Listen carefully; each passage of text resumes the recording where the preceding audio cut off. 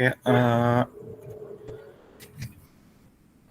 baik kita lanjut ke pembahasan kita yaitu mengenai troubleshooting komputer, terutama untuk sistem operasi Windows ya. Itu yang pertama ini ada kalau untuk Windows itu yaitu kita harus mengecek troubleshoot itu mengenai ada Windows desktop blank pada startup, kemudian Windows yang tidak mau booting, kemudian ada DVD drive yang tidak terbaca, kemudian juga ada software lama yang tidak berjalan, kemudian juga terkena virus atau malware, bagaimana cara kita mengatasinya, dan juga defragmentasi hard drive, dan juga untuk mempercepat kinerja Windows 10 agar perangkat lebih cepat. Untuk poin lebih detailnya tadi itu ada PDF yang sudah saya share siang. Itu sebenarnya itu ada kumpulan dari mulai pengenalan tentang perangkat keras, kemudian bagaimana cara kita mulai mengkonfigurasi ataupun perakitan, troubleshooting sampai perawatan. Nah, kemudian pada troubleshooting Windows ini pada poin pertama itu bagaimana Windows itu atau desktop itu yang blank pada startup. Nah, ini pada kondisi atau membuat Windows desktop kita mengalami blank atau black screen, biasanya ada juga yang blue screen. Nah, kita jalankan text manager. Jalankan text manager itu melalui kombinasi tombol, Ctrl, Alt, dan juga Delete secara bersamaan. Nah, kemudian setelah itu akan muncul beberapa pilihan, itu ada salah satunya ada sign out, kemudian ada logout, ada juga pilihan task manager. Nah, pada pilihan task manager, kemudian kita di sini memilih ataupun membuka Windows,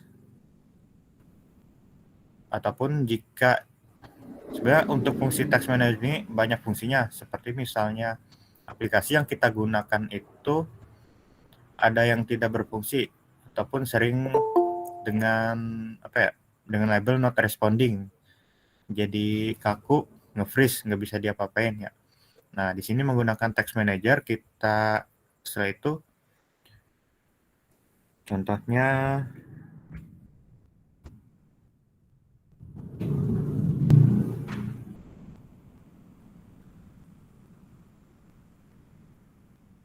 sebentar. Nah, pada text manager ini misal kita pilih beberapa nih aplikasi yang misalnya not responding.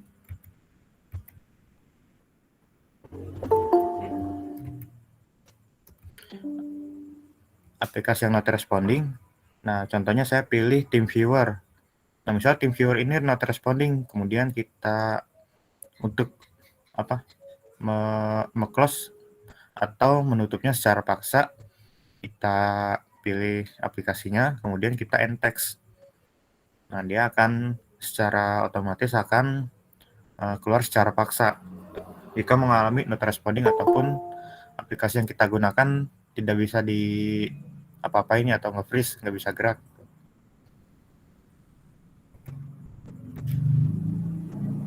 Nah, kalau blank pada startup menggunakan text manager, nah di sini kemudian kita buka command prompt dari text manager, kemudian kita lakukan backup, misalnya data-data penting kita yang kita lakukan backup. Nah, di sana kemudian kita jalankan sistem file checker. Nah, misalnya dari sini kita jalankan explore.exe dari text manager, kemudian create new task. Nah, di sini ya akan kebuka sama seperti pada umumnya Windows Explorer. Nah, di sini kita akan misalnya backup data-data. Contohnya biasanya yang akan berpengaruh itu data pada di drive C atau sistem ya.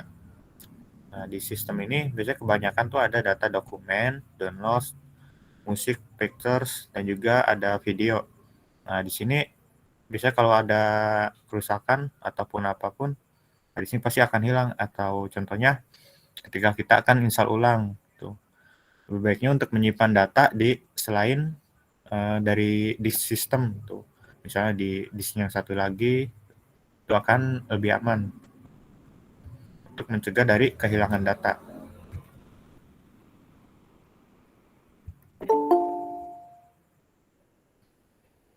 Kemudian selanjutnya yaitu Windows yang tidak mau booting ataupun ya ketika kita menghidupkan menekan tombol power, yaitu dia kurang lebihnya nggak masuk start atau halaman welcome.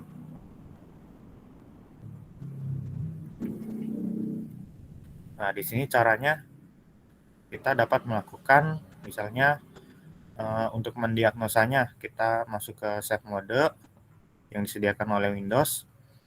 Kemudian pada komputer dihidupkan, kita tekan tombol F8 secara berulang-ulang. Jadi sebelum muncul halaman loadingnya, kita langsung tekan tombol F8 tuh, untuk kita menuju ke halaman save mode. Kemudian kita pilih bagian last known good konfigurasi atau bagian terakhir dari konfigurasi yang bagus. Nah, dengan begitu Windows kita akan mencoba melakukan pengecekan lagi sesuai konfigurasi yang dianggapnya paling bagus tuh. Dan setelah berhasil kemudian akan masuk ke dalam sistem.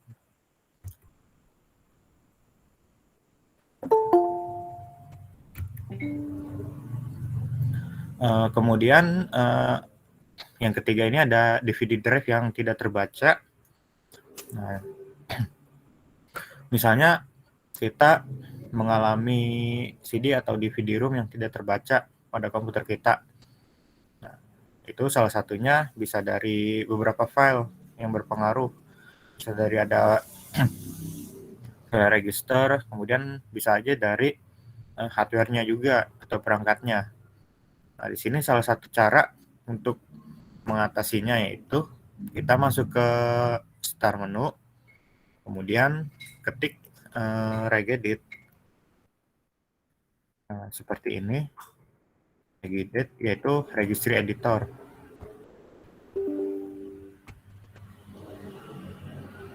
Nah, registry editor, kemudian kita klik folder-folder berikut. Misalnya Hikai, local machine, system, kemudian current control set, control class. Nah, di sini perhatikan tulisan upper dan juga lower filters, kemudian delete keduanya dan juga restart. Nah, yang Hikai local machine, kemudian juga ada system. Tadi current control. Nah, di sini kemudian kontrol. Nah, di sini cari lagi nih. Ada kelas. Nah, ya kelas.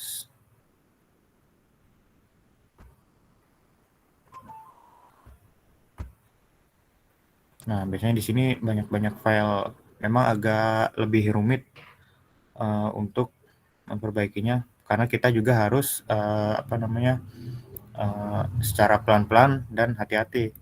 Sebelum memperbaiki, kita juga harus memperhatikan masalahnya dulu, entah itu di software ataupun di hardware. Nah, kurang lebih seperti ini. Karena di laptop saya tidak ada DVD room-nya, jadi di sini tidak ada ini ya. Tuh.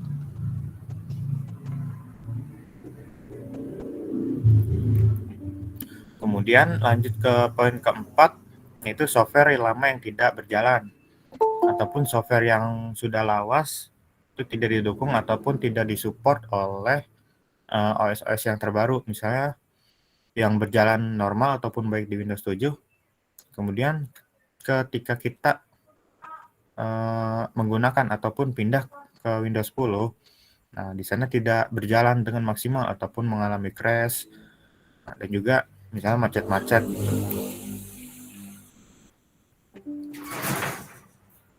Nah, kemudian di sini cara untuk salah satu mengatasinya itu menggunakan fitur compatibility mode, yaitu dengan cara klik kanan pada program tersebut, nah, kemudian pilih properties, nah, kemudian centang pada bagian run this program in compatibility mode for, lalu pilihlah jenis OS yang pernah kita gunakan dan dapat menjalankan program tersebut.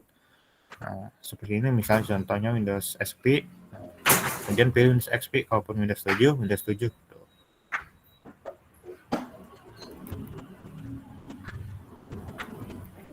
Nah, kemudian yang kelima, misalnya kita terkena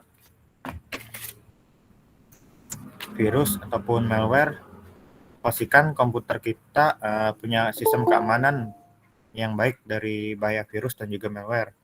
Salah satunya menggunakan antivirus yang lebih baik ya. Misalnya bawaan Windows 10 itu Windows Defender-nya menurut saya itu lebih itu udah cukup baik untuk melawan virus-virus yang misalnya ketika kita mendownload sebuah file ataupun browsing itu cukup baik untuk mengatasinya. Dan juga misalnya untuk yang lebih baik lagi itu kita bisa menggunakan antivirus yang misalnya itu ada Avast, kemudian ada Kaspersky, sebenarnya masih banyak lagi antivirusnya. Nah, kalaupun ya Avira juga ada.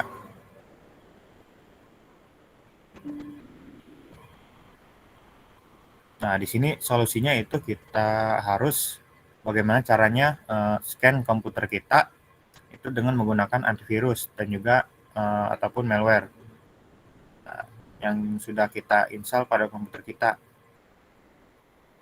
Kemudian jangan pernah meninggalkan kegiatan update database antivirus kita. Nah, itu perkembangan jenis-jenis virus juga terus berkembang dari hari ke hari. Nah, maka pastikan kita memiliki software antivirus yang punya database virus paling baru. Jadi selalu update antivirus pada komputer kita. Nah, contohnya kalau di sini kalau saya menggunakan antivirus bawaan itu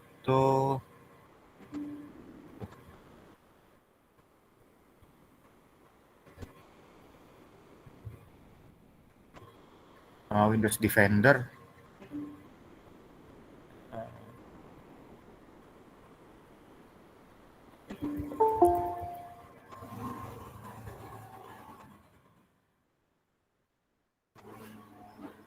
Windows Security. Ya, di sini Windows Security. Ya, namanya. Nah, saya biasa menggunakan yang default bawaan dari Windows. Nah, di sini ya menurut saya cukup cukup bagus ya untuk melawan virus-virus yang ada. Kemudian lanjut pada defragmentasi hard drive. Nah, kemudian di sini ada misalnya aplikasi atau disk defragmentation, yaitu yang bisa kita temukan pada start program ataupun aksesoris ataupun sistem tools. Nah, ini dapat membantu meningkatkan performa dengan membagi penempatan data supaya tidak memenuhi satu lokasi disk saja. Kemudian dapat juga menambah kecepatan PC pada waktu program akan dijalankan dan juga memudahkan pencarian kalau kita sedang mencari sesuatu. Kemudian pada sebagian orang juga berpendapat defragmentasi hard drive ini hanya sedikit membantu meningkatkan performa PC. Itu bagi sebagian orang yang berpendapat, karena pendapat orang kan pasti tentunya kan berbeda-beda. Tapi untuk memaksimalkan performa PC dan juga memudahkan pencarian program, tidak ada salahnya kita membagi-bagi lokasi penempatan untuk menghemat waktu loading. Misalnya yang awalnya disknya hanya ada satu, misalnya seperti ini, misalnya hanya ada satu biasanya awalnya, kemudian kita pecah menjadi beberapa bagian. Misalnya lebih dari satu, ada 2, 3, ataupun 4, dan seterusnya. Nah, kemudian cara defragmentasi ini sebagai berikut ya, ada di sini. Itu dengan cara start, kemudian my computer, di local disk, properties, kemudian tab tools, defragment now. Kita coba, disk defragment akan muncul, kemudian pada hard disk drive kita, dan kemudian klik defragment. Nah, misalnya di sini kita pilih properties, kemudian tools, kemudian kita pilih defragment. Nah, biasanya defragment yang yang ini paling bawah.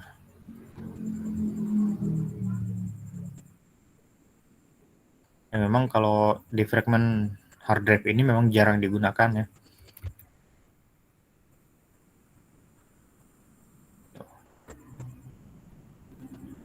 Dan ini akan muncul halaman defragment, disk defragment. Kemudian kita pilih hard drive dan klik defragment atau analyze.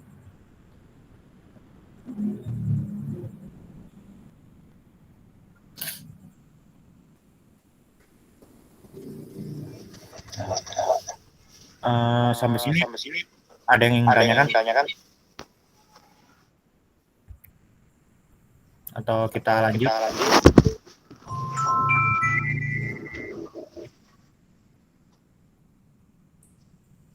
Kita lanjut ya.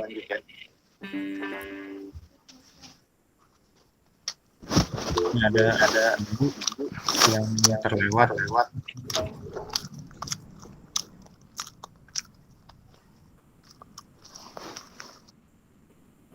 Yang terlewat itu mempercepat kinerja Windows 10 agar perangkat lebih cepat. Nah, di sini ya hampir sama dengan yang defragment.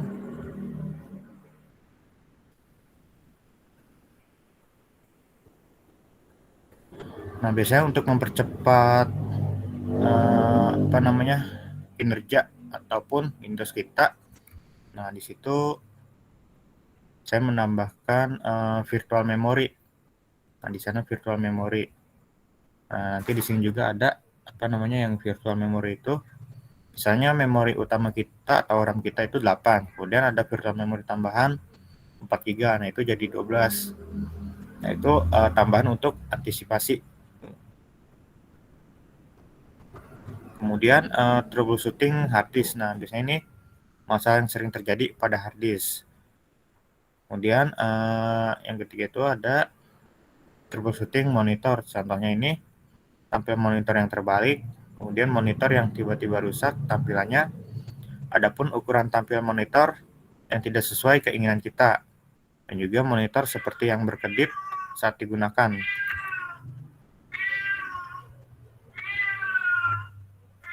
Ya, nah, di sini mempercepat kinerja Windows. Nah, kalau di sini contohnya sebenarnya banyak cara. Yang pertama, kita menambahkan RAM. Kita harus mengecek terlebih dahulu perangkat kita maksimalnya sampai berapa untuk kapasitas RAM-nya. Misalnya 8, nah kita udah maksimalnya 8, nggak bisa lebih dari 8. Tuh. Misalnya 10 atau 12, nggak bisa lebih dari itu. Karena ada batasannya. Kemudian dari hard disk, pindah ke SSD. Karena memang harganya lebih mahal dari hard disk, tetapi untuk kecepatannya juga lebih baik daripada hard disk. Ini salah satu cara untuk mempercepat kinerja Windows ataupun perangkat kita. Adapun cara lain, kita harus membersihkan drive internal storage-nya. Misalnya semakin lama kan semakin besar, dan juga sisanya ruangnya semakin sedikit. Nah, jadi kita mengatasinya yaitu menghapus file-file yang tidak digunakan ataupun yang sudah tidak terpakai sehingga memenuhi storage kita. Nah, di sini kalian bisa baca-baca. Kemudian ada juga cara untuk membersihkan registry. Nah, karena kita kadang sering menginstal ataupun uninstall aplikasi yang membuat hard disk menjadi penuh akan registrinya dari file-file yang kita install ataupun uninstall tersebut. Nah, kemudian laptop kita juga akan menjadi penuh dari segi registrinya, sehingga menyebabkan perangkat kita menjadi lambat untuk dalam bekerja. Nah, di sini salah satunya yaitu kita menggunakan Auslogis Registry Cleaner untuk membersihkan registry-registry yang tidak terpakai atau yang sudah tidak digunakan. Nah, kemudian di sini poin ketiga ada menonaktifkan program yang berjalan saat startup. Nah, contohnya biasa kita ketika menghidupkan komputer dari posisi mati ataupun shutdown, nah biasanya suka muncul nih aplikasi-aplikasi yang tiba-tiba muncul sendiri itu tanpa kita membukanya. Nah, di sini di startup, nah kita off aja nih pilihannya mana aja yang tidak ingin dijalankan. Kalaupun ingin menjalankan, ya kita harus membuka aplikasi tersebut. Misalnya yang harus jalan otomatis ini ada Windows Security, kemudian ada Skype, misalnya Star Module, kemudian ada OneDrive, nah contohnya itu Java Update. Nah, kemudian sebagian yang lain tidak saya jalankan secara otomatis. Karena kalau otomatis semua nanti kinerjanya akan berat di awal gitu.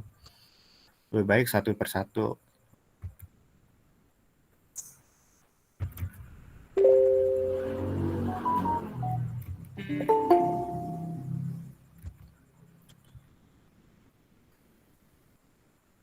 Selanjutnya mengatur power. Nah, di sini mengatur power bisa di baterai ya. Kita bagaimana mengatur high performance.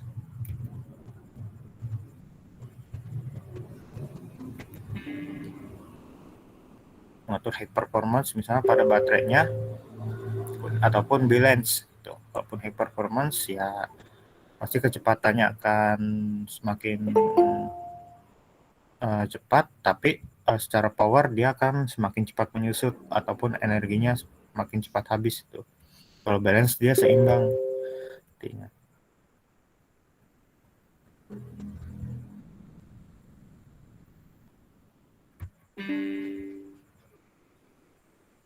Nah, kemudian kita juga dapat mematikan fitur shadow ataupun animasi dan juga efek visual.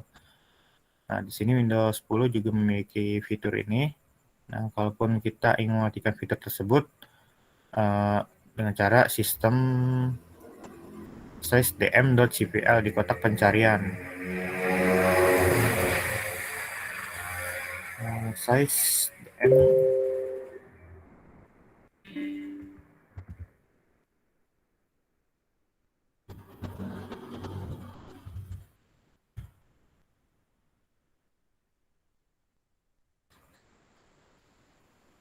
Nah, di sini ya kemudian kita properties dan juga advance. Kemudian setting performance-nya. Performance setting. Ya, di sini kita bisa mengatur nih yang mana bisa di-uncheck ataupun uncheck untuk shadow ataupun efek-efek visualnya.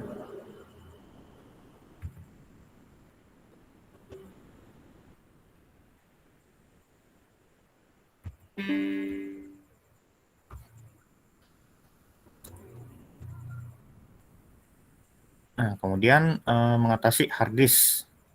Nah, kadang perangkat keras ataupun hard disk ini untuk menyimpan informasi digital kita, banyak-banyak data penting pada komputer. Tetapi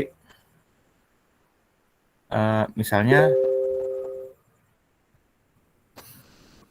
tiba-tiba hard disk kita mengalami kerusakan ataupun tidak berfungsi. Nah, kita harus mengeceknya terlebih dahulu. Ya, kalaupun tidak bisa masuk ke sistemnya, Windows, ya kita bongkar terlebih dahulu, kita cek satu persatu, mulai dari konektornya, ataupun kita coba dengan harddisk yang lain pada perangkat kita. Kalaupun dia berjalan dengan baik, berarti harddisk kita itu yang mengalami kerusakan.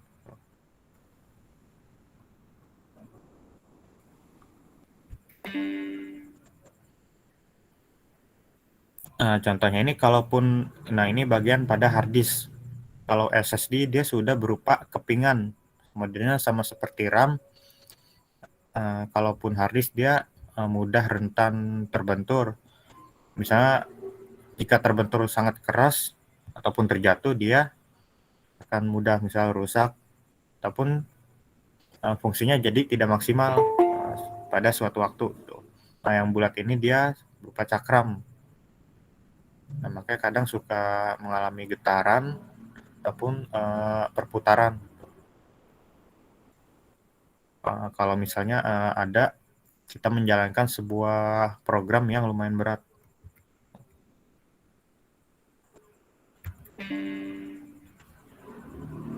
Nah, kemudian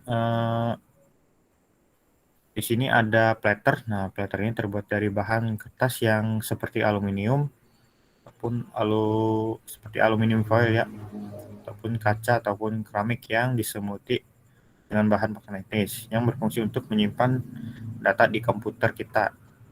Nah, sebuah disk berkapasitas yang besar biasanya dilengkapi dengan platter yang lebih dari satu yang disusun bertumpuk di tengah spindle. Nah, spindle ini komponen yang berfungsi untuk menahan platter agar tetap berada di posisinya pada saat platter dibuka ataupun diputar. Kemudian ada fungsi red ataupun red head. Ada red rotor arm. Nah, kemudian pada bagian hard disk, pada bagian hard disk ini secara umum dapat digambarkan. Nah, yang pertama ini ada cover mounting holes. Itu bagian dari hard disk yang berfungsi sebagai lubang tempat skrup untuk memasang tutup hard disk. Dan juga ada base casting. Itu untuk meletakkan ataupun merangkai bagian-bagian hard disk dalam satu kesatuan. Umumnya itu terbuat dari bahan logam yang kuat yang dicetak. Kemudian ada actual arm.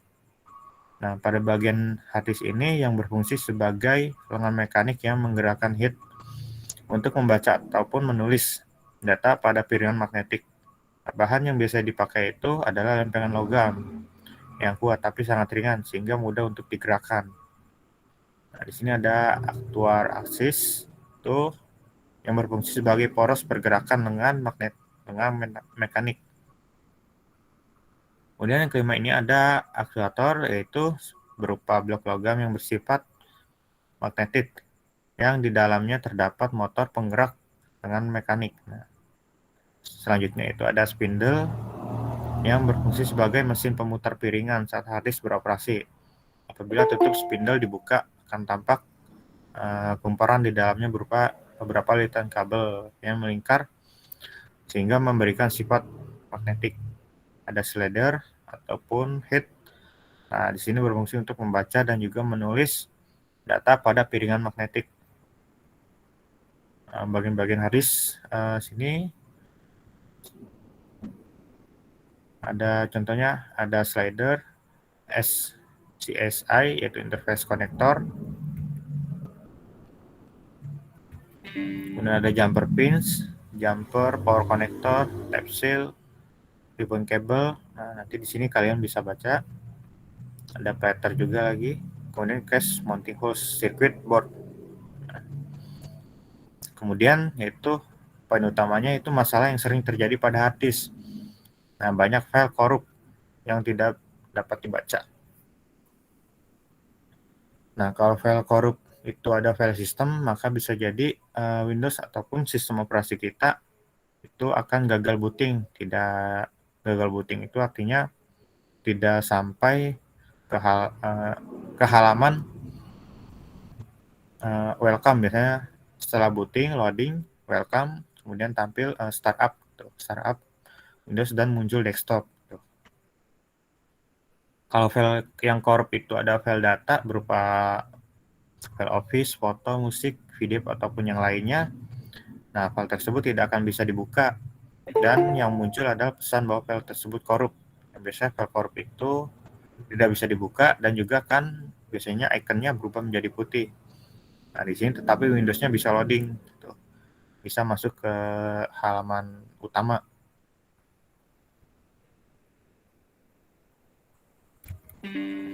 Kemudian penyebabnya itu banyak berbagai macam. Mulai dari proses shutdown yang tidak benar, kemudian sering mengalami listrik padam.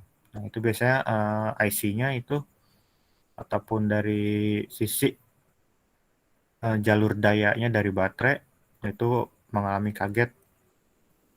Misal dari listrik padam tiba-tiba mati, kemudian nyala lagi. Nah, itu tegangannya akan berpengaruh. Kemudian sering mengalami aplikasi yang crash ataupun hang. Nah, ini bisa juga aplikasinya itu yang kita pakai itu bermasalah. Nah, dapat membuat file di dalam hard disk itu rusak ataupun mengalami korup. Nah, solusinya itu pastikan kita shutdown laptop ataupun komputer kita itu dengan benar, dengan sesuai itu. Bisa membuka start, kemudian start, pilih power, dan juga nanti pilih shutdown. Ya. Ataupun jika listrik di rumah kita sering mati, tambahkan unit UPS yang baik. Nah, UPS ini seperti halnya baterai ya. Kemudian hindari menginstal aplikasi yang tidak jelas yang mungkin adalah aplikasi berbahaya. Nah, kalau UPS itu kurang lebih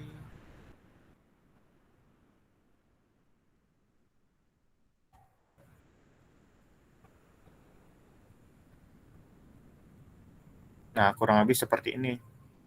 Nah, ini di dalamnya ada baterainya tersimpan. Dan misalnya ketika akan misalnya listrik padam nih. Nah, itu tegangannya akan normal tetap walaupun kita tersambung misal dari charger kita laptop ataupun PC. Nah, kita colokkan ke UPS ini. Nah, si UPS ini akan connect ke listrik utama itu. Nah, dengan melalui ini tegangannya akan pasti normal dan juga tidak kaget ketika akan listrik padam ataupun nyala kembali. Dan juga terdapat baterai di dalamnya. Nah, bisa saja terkena virus ketika kita mendownload file sembarangan dari website yang tidak terpercaya gitu ya. Nah, solusinya itu kita gunakan antivirus. Kemudian ketika kita mendownload sebuah file ataupun aplikasi dari internet, kita harus berhati-hati. Apalagi yang bajakan nih, yang crack-an tuh.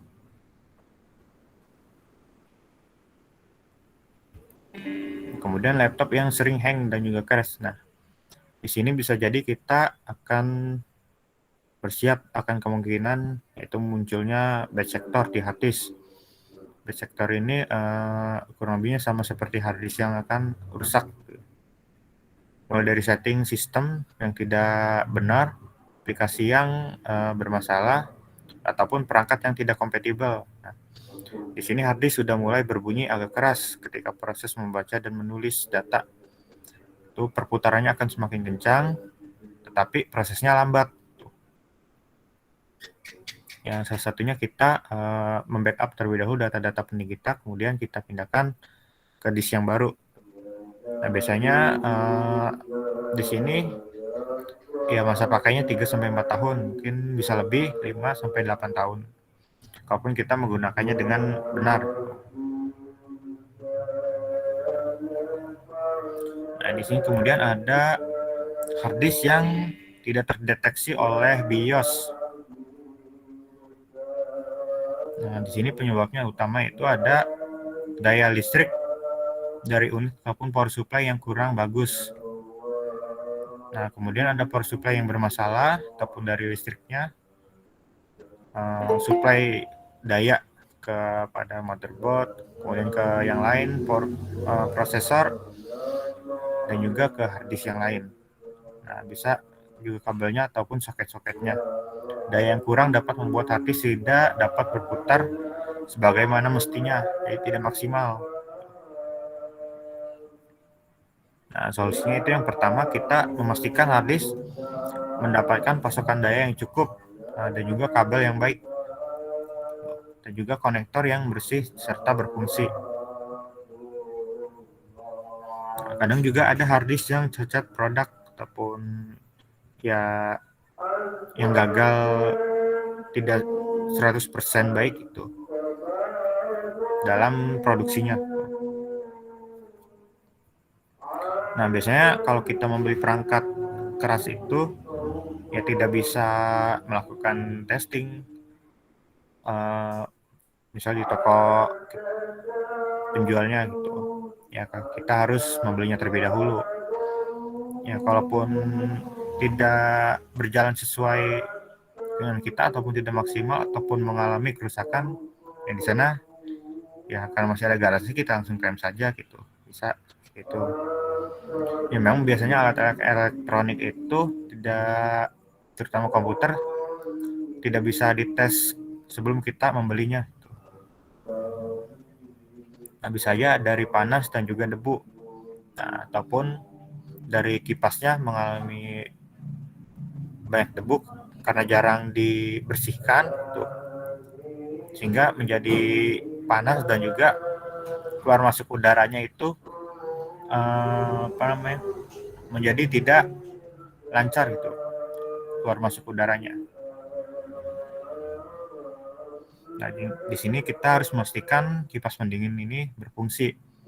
Kalaupun tidak berfungsi dengan maksimal, ya kita bisa menambah dengan cooling pad tambahan itu untuk diletakkan di bagian bawah perangkat kita, terutama laptop itu.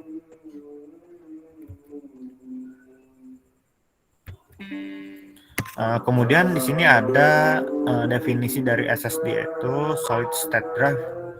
Nah, di sini penyimpanan data yang menggunakan serangkaian IC sebagai memori yang digunakan untuk menyimpan data ataupun informasi.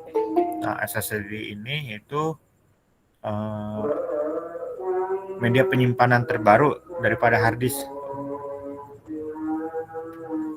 Dia terbagi menjadi 4. Yang pertama itu ada yang namanya SSD M-SATA, kemudian ada SATA, kemudian ada M.2 SATA, dan yang paling terbaru itu M.2 NVMe.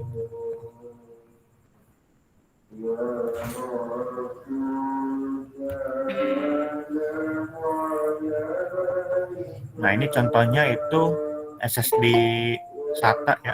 Dia hampir sama dengan HDD ataupun hard disk biasa, tapi dia tidak ada piringan ataupun logam yang berputar. Nah, kalau ini tuh seperti SSD M-SATA.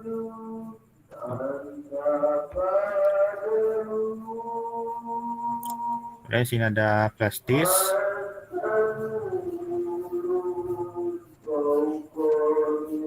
Oke, di sini kita skip dulu.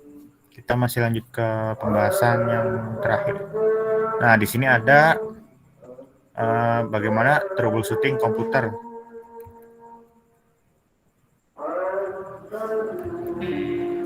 Ya, troubleshooting komputer misalnya yang pertama itu tampilan monitor itu terbalik.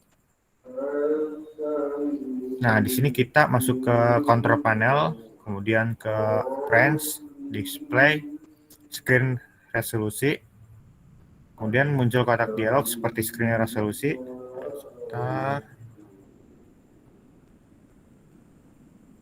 Control panel, preference, display.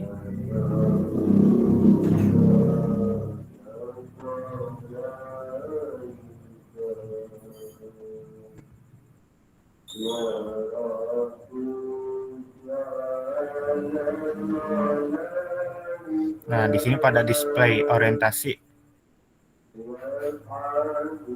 Nah, di sini bisa portrait, landscape, trip, berarti terbalik ya. Di sini potret, biasanya suka ada yang ngerjain nih, tampilnya terbalik tuh, yang posisinya jadi terbalik. Nah, kita bisa membenarkannya di sini, atau membetulkannya. Yang tadinya landscape, flipet jadi landscape normal. Kemudian tampilan monitor yang tiba-tiba rusak.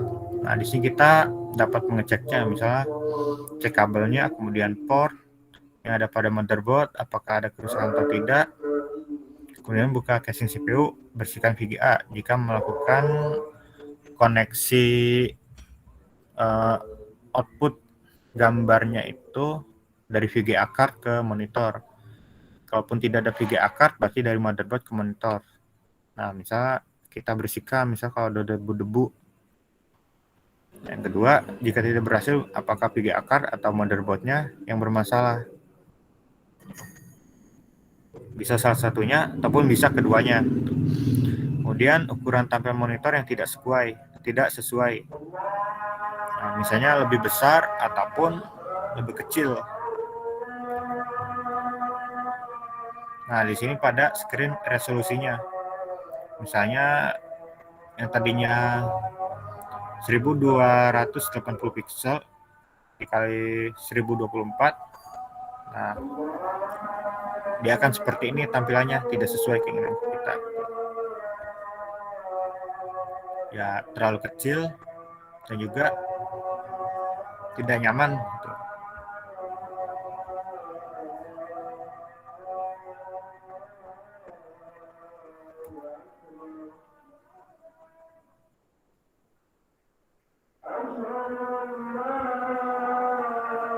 Nah, kemudian monitor seperti berkedip saat digunakan. Nah, pastikan kabel komputer dan dari monitor ataupun kabel powernya itu terpasang dengan sempurna. Nah, bisa juga dikarenakan karena ada guncangan pada sambungan kabel yang menyambung dari monitor ke CPU. Nah, pastikan tidak ada guncangan tersebut ataupun misal kendor. Kemudian cek pada monitor, kabel, dan portnya yang ada motherboard, apakah ada kerusakan ataupun tidak. Dan juga cek apakah misal koneksinya ke VGA card, cek pada VGA cardnya juga.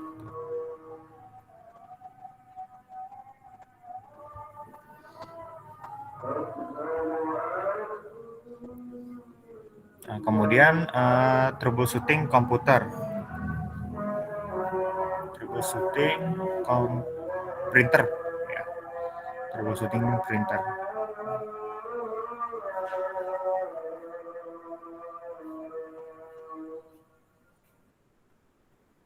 Nah, di sini ada troubleshooting printer. Contoh yang pertama itu ada printer inkjet.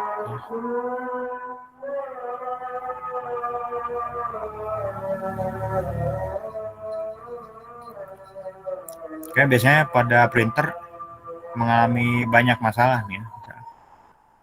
Cara mengatasinya misalnya printer tidak dapat mencetak. Nah, mengatasinya itu kita harus mengecek misalnya dari sambungan komputer ke printer dan juga sambungan printer ke daya listrik itu sudah benar ataupun tidak ada masalah. Dan cek juga pada head ataupun cartridge tempat tintanya ataupun rumah tintanya itu untuk mengetahui ada ataupun tidaknya kerusakan pada komponen tersebut.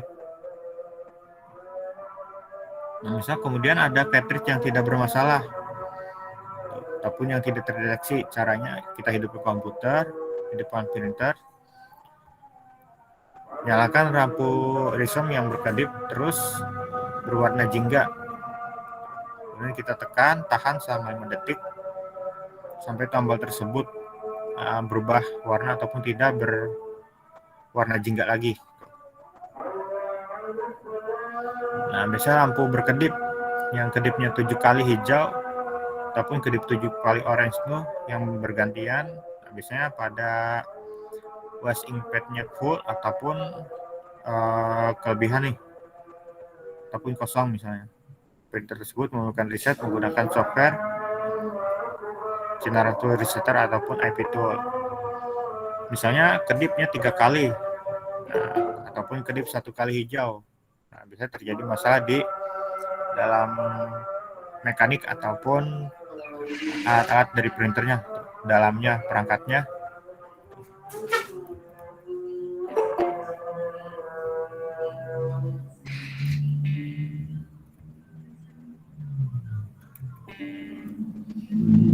Nah, kedip 4 kali orange, kemudian kedip 1 kali hijau. Nah, biasanya printer absorb full. Nah, printer ini memerlukan software resetter yang menggunakan software generator resetter. Kemudian ada yang kedip 5 kali orange dan juga kedip 1 kali hijau. Dan biasanya cartridge warnanya ataupun hitamnya yang bermasalah. Nah, biasanya timbul karena konektornya kotor ataupun dari chip IC-nya rusak. Kemudian kita bersihkan, biasanya pakai penghapus pensil yang untuk membersihkannya, biasanya untuk kuningan itu. Nah, yang terdapat pada cartridge, kemudian coba kita pasang kembali. Kalau tidak bisa, ya kita ganti cartridge-nya. Kita coba, tuh, kalaupun ada cadangan ya. Nah, kemudian ada kedip 7 kali orange, 1 kali hijau.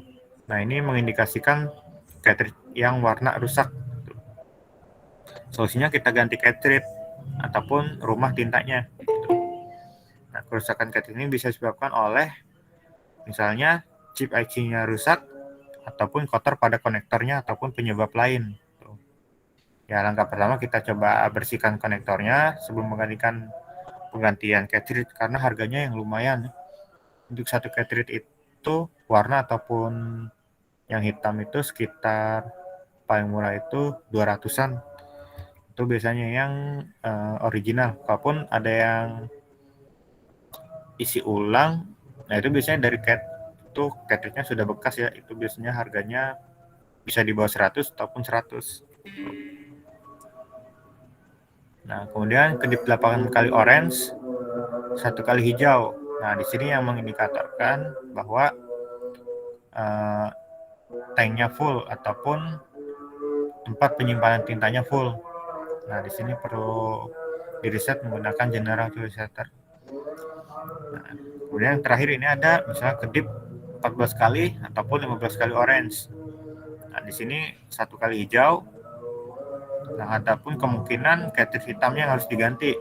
Tapi kita coba periksa terlebih dahulu apakah konektornya ataupun yang lainnya gitu kotor ataupun tidak lancar.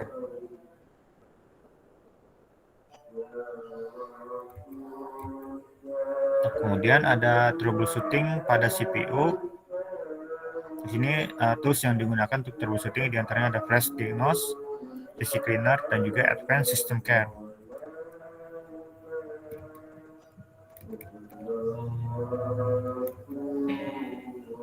Kita ke troubleshooting CPU. Nah, misalnya ada prosesor baru yang tidak terdeteksi. Nah, kita harus memeriksa kembali nih, apakah CPU kita sudah terinstall dengan lengkap ataupun benar terpasang itu antara tiap-tiap bagiannya. Jika tidak, kita install ulang komponen-komponennya ataupun kita periksa kembali satu persatu. Jika CPU-nya terpasang dengan baik tetapi tidak terdeteksi dengan baik, coba kita periksa pengaturan pada motherboard-nya. Apakah jumpernya sudah terpasang ataupun belum.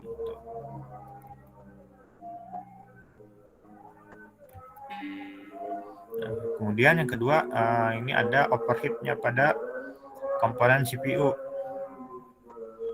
Nah, misalnya overheat ini bisa disebabkan karena beberapa kondisi, misalnya pada prosesornya mengalami panas yang berlebih ataupun hard disk, RAM, baik pun VGA card.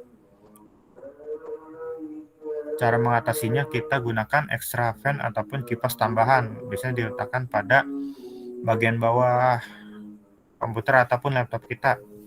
Nah, kemudian kita gunakan aplikasi yang seperlunya, jangan terlalu banyak. Yang tidak digunakan tetap kita buka tuh.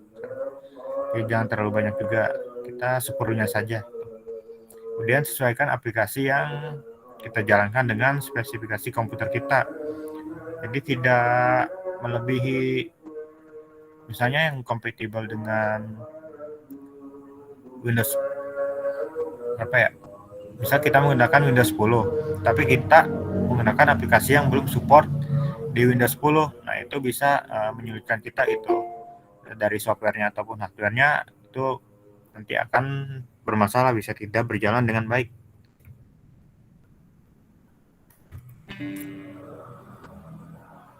Nah, kemudian bisa RAM tidak terdeteksi. Nah, di sini ciri-cirinya itu saat komputer dihidupkan terdapat bunyi yang tidak biasa ataupun terus-menerus. Nah, kemudian komputer tidak dapat melakukan proses booting.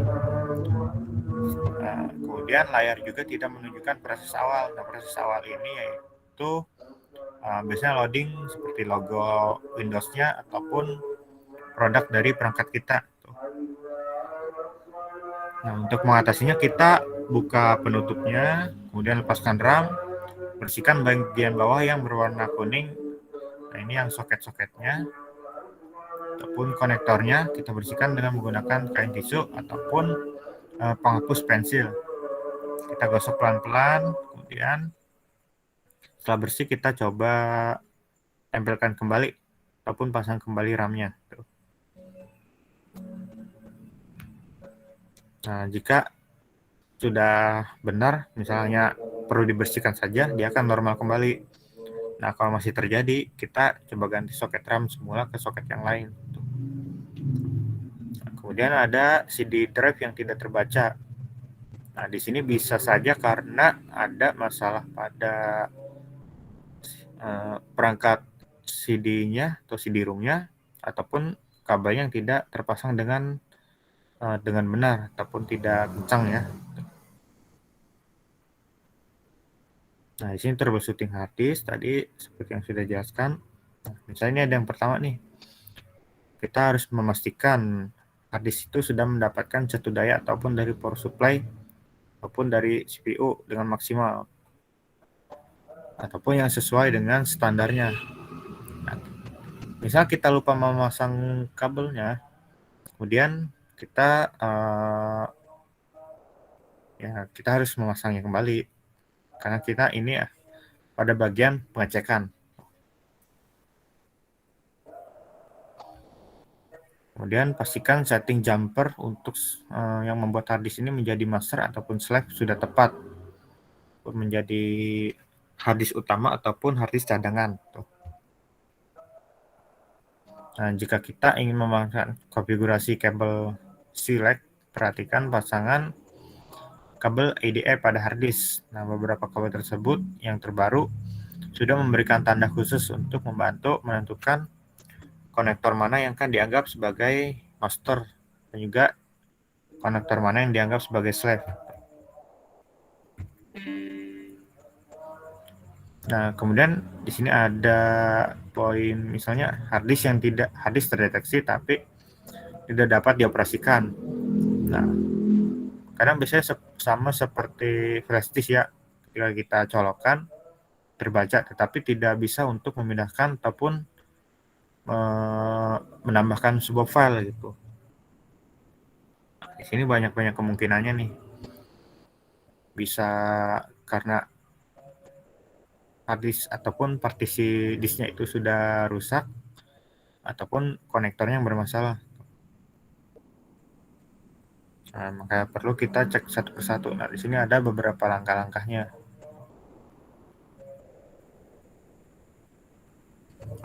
Kemudian troubleshooting VGA dan juga tampilan pada monitor. Nah, di sini yaitu drive VGA card yang tidak terinstall dengan sempurna ataupun dengan baik. Nah, kita harus mengeceknya terlebih dahulu. Nah, di sini bisa yang pertama, setelah sistem restart akan muncul kotak peringatan ataupun kotak dialog menampilkan pesan sebagai berikut. Nah, mengatasinya itu kita perlu mengupdate driver ataupun dan juga aplikasi pendukungnya dengan menggunakan ATI Catalyst. Sebagai informasi ini, ATI Catalyst ini yang ditujukan khusus untuk sistem operasi Windows yang dibuat dengan menggunakan Microsoft.NET. Kemudian sistem operasi perlu ditambahkan dengan instalasi Microsoft.NET yang dapat didownload melalui situs situs http ya microsoft.com/notes. Nah, hal ini juga berlaku pada aplikasi yang lain yang dibuat oleh Microsoft.NET Framework SDK. Kemudian menghindari pesan kesalahan saat update driver pada VGA. Nah, di sini permasalahannya itu kita harus mengecek bagaimana sebaiknya melakukan update driver VGA. Nah, karena banyak beberapa kasus yang berbeda. Ini solusinya itu kita harus menyertakan perintah khusus pada file installer update driver VGA yang menyarankan untuk melakukan uninstall pada driver lama yang sebelumnya telah terinstall. Tapi ada baiknya kita melakukan pembersihan sistem ataupun cleaning ya.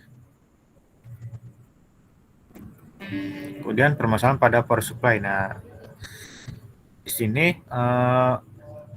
permasalahan itu salah satunya itu yang kurang berfungsi untuk merubah arus AC menjadi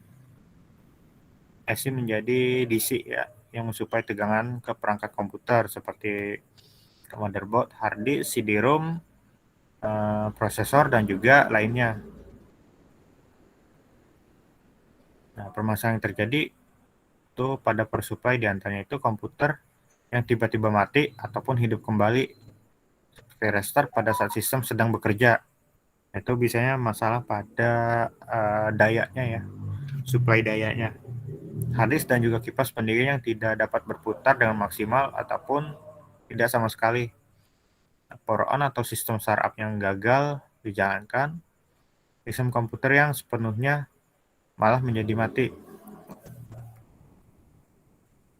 Nah, kemudian untuk mengatasinya itu bisa kita mendiagnosanya itu tegangan pada power supply-nya yang menurun.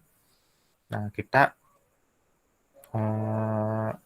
cek terlebih dahulu pada tegangan-tegangan yang lain. Misalnya pada permasalahan tombol power on off-nya pada power supply-nya apakah ada yang bermasalah, ataupun pada kabel powernya yang menghubungkan power supply dengan sumber tegangan listrik apabila apakah rusak ataupun tidak. Dan ada kipasnya, bisa pada power supply pada komputer itu ada kipasnya juga. Nah, apakah berputar atau tidak? Nah, kita perlu mengecek satu persatu. Kemudian ini cek sumber tegangan yang ada bila perlu pada stop volt untuk menstabilkan tegangan listrik. Stop volt itu seperti stabilizer ya. Kemudian cek kabel power ataupun coba ganti kabel power yang lain untuk ya kita cek satu persatu.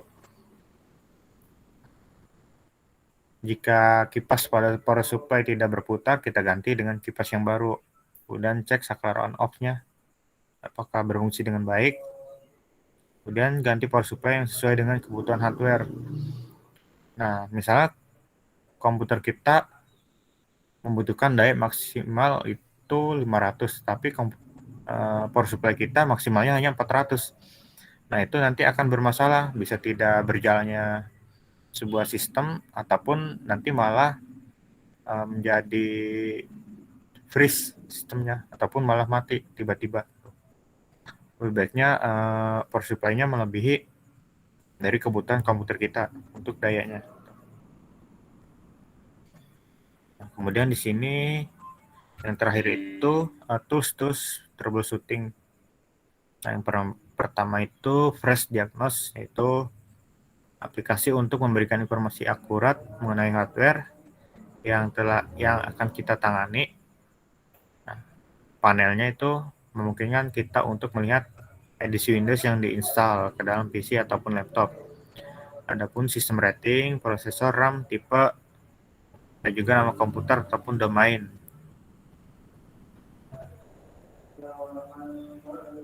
Kemudian ada sisi cleaner. Nah, biasanya yang banyak digunakan juga nih. Itu software untuk membersihkan file-file sampah pada sistem komputer ataupun pada folder temporary file.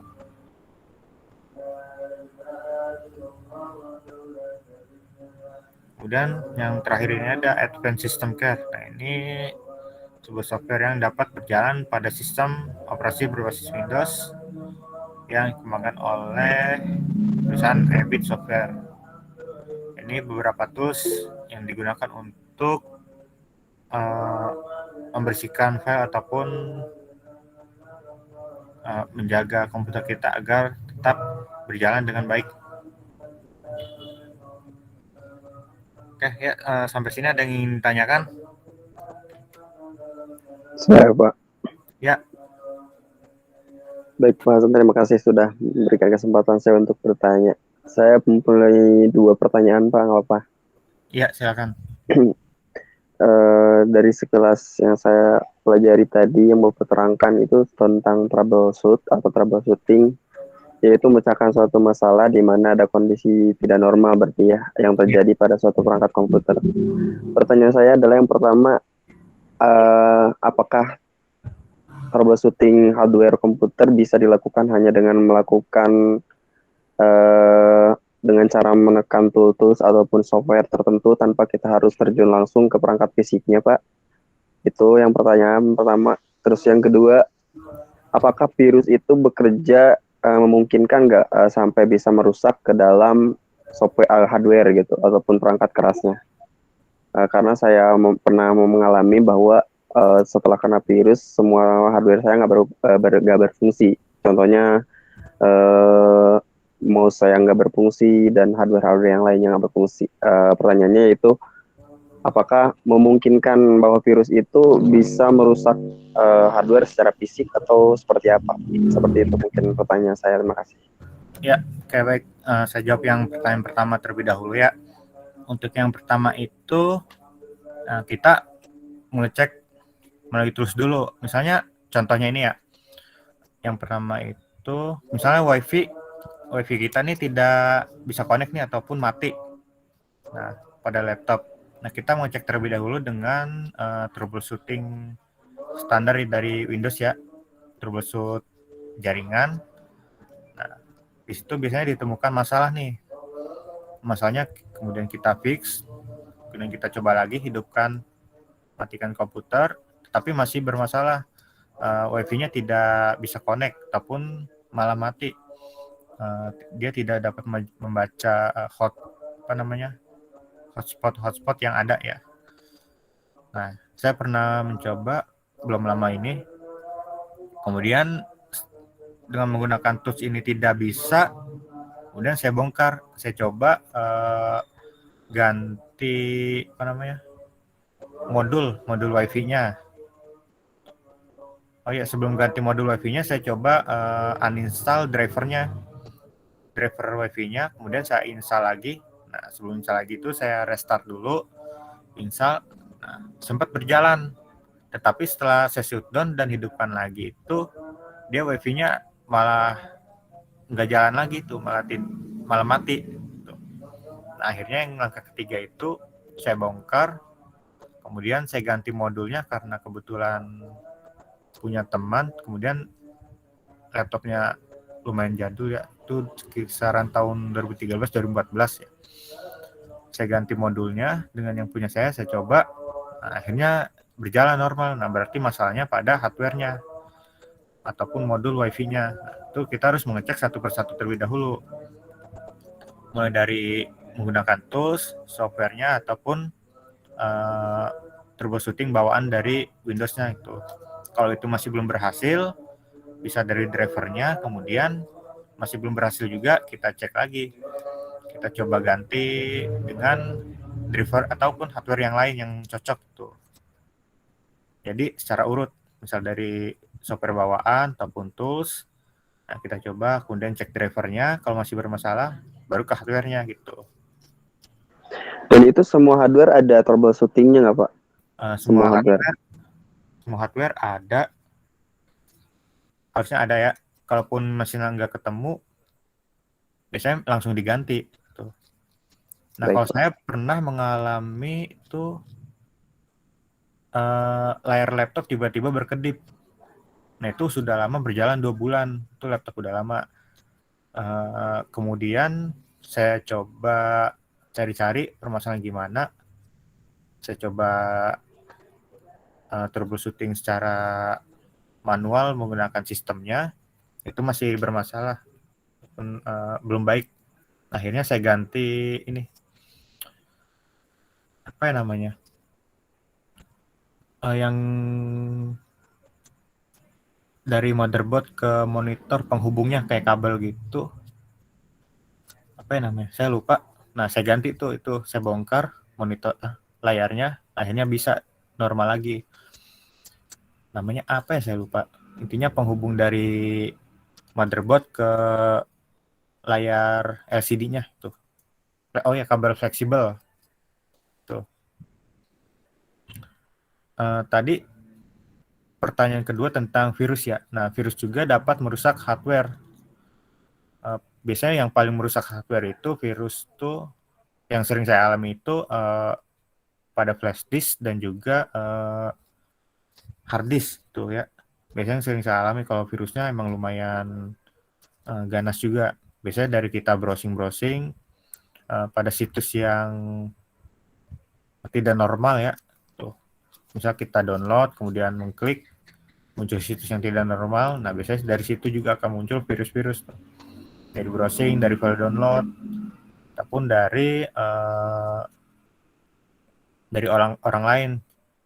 Nah, itu bisa dari file ataupun sering cabut colok flash disk juga bisa.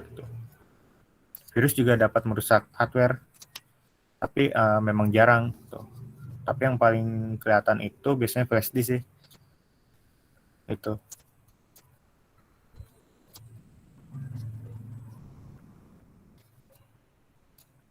Ya, apakah cukup? Iya Pak. Karena gini, setahu saya tuh virus itu hanya kode kan, maksudnya software juga. Jadi saya juga heran kenapa bisa sampai bisa ngerusak hardware itu, kan sifatnya fisik gitu ya, bukan Ya. perangkat yang lunak gitu. Tapi memang kenyataannya saya pernah ngalamin juga kalau yang misalnya virus yang super bener-bener canggih gitu virusnya, sampai bener-bener flash disk ataupun hard disk kita nggak berfungsi sama sekali. Iya, itu emang ada. Ada yang bikin virus sampai kayak gitu. Iya Pak. Terima kasih ya Pak ya. Ya. Ya, waktunya udah habis ya? Kalaupun nanti masih ada pertanyaan, bisa melalui grup ataupun personal chat ya. Baik, kita akhiri pertemuan pada malam hari ini. Terima kasih yang sudah hadir. Semoga kita semua selalu dalam keadaan sehat dan dalam lindungannya. Terima kasih semuanya. Assalamualaikum warahmatullahi wabarakatuh. Waalaikumsalam warahmatullahi wabarakatuh. Waalaikumsalam warahmatullahi wabarakatuh.